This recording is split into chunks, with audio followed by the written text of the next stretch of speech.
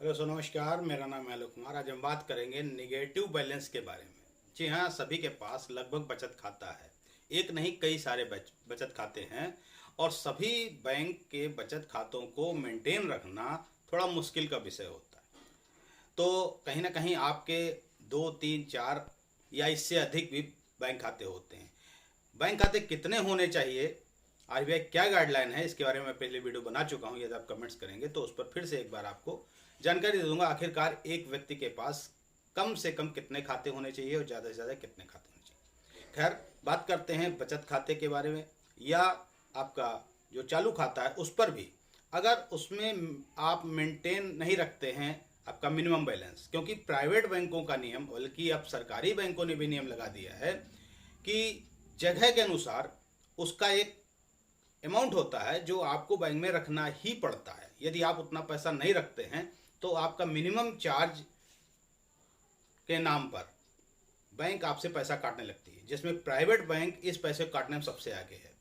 किसी बैंक का नाम नहीं लूंगा, लेकिन आप सभी जानते हैं जो बड़ी बड़ी नामी ग्रामी बैंक हैं, वो बचत खाते के नाम पर यदि उसका आप बैलेंस मेंटेन नहीं करते हैं तो चार्ज के नाम पर आपका जो भी उसमें जमा पूंजी होती है वो सारा काट लेती है और आपके खाते को जीरो, बल्कि जीरो से भी, अब आपका खाता है जीरो करने के बावजूद भी उस पर माइनस पर चार्ज लगाते ही जाते हैं और वो तब तक लगाते रहते हैं, इसकी कोई सीमा नहीं।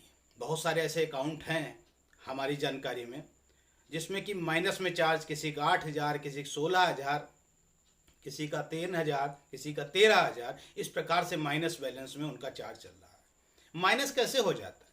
जैसे मान लिया किसी बैंक ने आपने खाता खुलाया और वो खाता खोलने की जो सीमा है वो अमाउंट 10,000 रुपये मेंटेन रखने की है, या कुछ बड़ी बैंकें हैं जिनमें भी 1,00,000 रुपये भी मेंटेन रखने का होता है कि आप उसमें 1,00,000 रुपये रखें ही रखें, नहीं तो आपके मेंटेनेंस चार्ज के रूप में उसका पैसा कट जाएगा। अब क्या हुआ, आपको जरूरत पड़ी, आपने पैसा निकाल लिया, समय से पैसा नहीं जमा कर पाए तो आपका खाता उस मिनिमम बैलेंस से नीचे आ गया, और जैसे ही आपका मिनिमम बैलेंस से नीचे खाता आता है बैंक अपना मिनिमम बैलेंस चार्ज काटना शुरू कर देती है। और वो इस प्रकार से काटती है कि 2 से 3 बार में ही आपका जो उसमें बचा हुआ पैसा होता है वो मिनिमम बैलेंस मेंटेन के नाम पर कट जाता है और आपका खाता जीरो का आ जाता है, बल्कि जीरो से नीचे पहुंच जाता है। लेकिन ये काटना बंद नहीं करते, हर महीने वो चार्ज आपका जोड़ते ही रहते हैं, यानी कि आपका खाता माइनस में चला जाता है।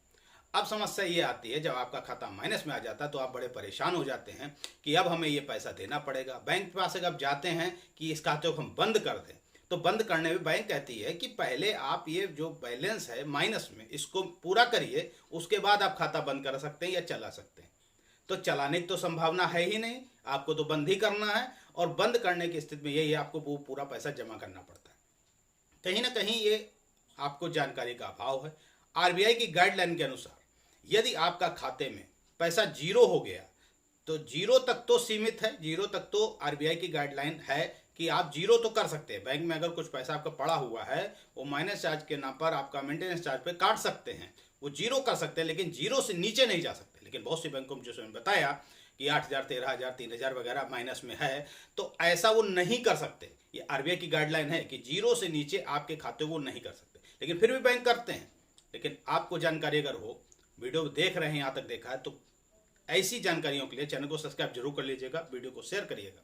मिनिमम बैलेंस को लेकर के जो शंकाएं हैं वो सारी मैं आज दूर कर दूंगा, प्रयास करूंगा आपको समझाने का।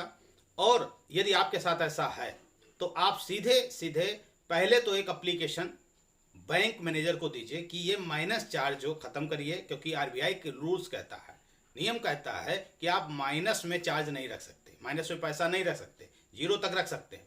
लेकिन संभवतः ये पक्का है कि बैंक मैनेजर मानेगा नहीं और आपसे कहेगा पूरा पैसा जमा करिए।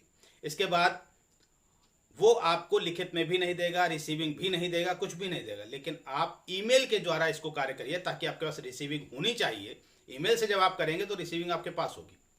इसके बाद में आप वहाँ के रीजनल ऑफिस में भी कंप्लेन करिए, रीजनल ऑफिस में भी एप्लीकेशन लिखिए, या आप मेल से करिए। मेल आपको मिल जाएगी, आप गूगल सर्च करेंगे, आपकी जो बैंक है उसका रीजनल ऑफिस और वहाँ की मेल आईडी आपको मिल जाएगी। इन सबको देखने के बाद यदि आपको सोल्यूशन नहीं मिलता है, आप उसमें जरूर दर्शाइए आरबीआई की गाइडलाइन के अनुसार आप जीरो से नीचे नहीं कर सकते, ये जरूर लिखिए।